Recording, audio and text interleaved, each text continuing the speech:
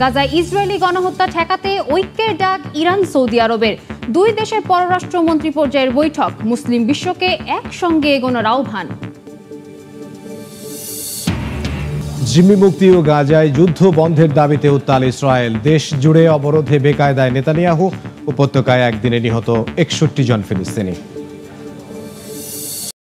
গাজায় ইসরায়েলি গণহত্যা ঠেকাতে মুসলিম বিশ্বকে ঐক্যের ডাক দিল ইরান ও সৌদি আরব। জেদ্দায় মুসলিম দেশগুলোর সহযোগিতার সংস্থা ওআইসির সম্মেলনের আগে পার্শ্ব বৈঠকে মিলিত হন দুই দেশের পররাষ্ট্রমন্ত্রী। মুসলিম বিশ্বকে একসঙ্গে এগোনোর আহ্বান জানান তারা।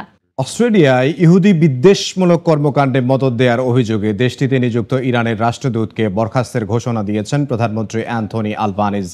একই সঙ্গে ইরানের ইসলামী বিপ্লবী বাহিনীকে সন্ত্রাসী সংগঠন হিসেবে তালিকাভুক্ত করার ঘোষণাও দিয়েছেন তিনি। এরই মধ্যে তেহরানে কূটনৈতিক কার্যক্রম স্থগিত করেছে ক্যানবেরা। অস্ট্রেলীয়দের ইরান ভ্রমণে নিষেধাজ্ঞা জারি করা হয়েছে, যদিও ইরানের পক্ষ থেকে এখনো কিছু জানানো হয়নি।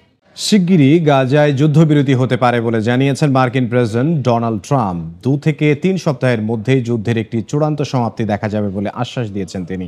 এরই মধ্যে একদিনে ইসরায়েলি আগ্রাসনে নিহত হয়েছেন অন্তত 61 জন ফিলিস্তিনি। একে গণহত্যা বলে আখ্যা দিয়েছেন মার্কিন রাজনীতিকরা। গাজার খান ইউনিসের নাসের হাসপাতালে ইসরায়েলি ড্রোন হামলায় 6 সাংবাদিক নিহত হয়েছেন। এ নিয়ে চলমান যুদ্ধে নিহত সংবাদকর্মীর সংখ্যা বেড়ে দাঁড়ালো 246 জনে। সাংবাদিক হত্যার নিন্দা জানিয়েছে আন্তর্জাতিক মানবাধিকার সংস্থাগুলো।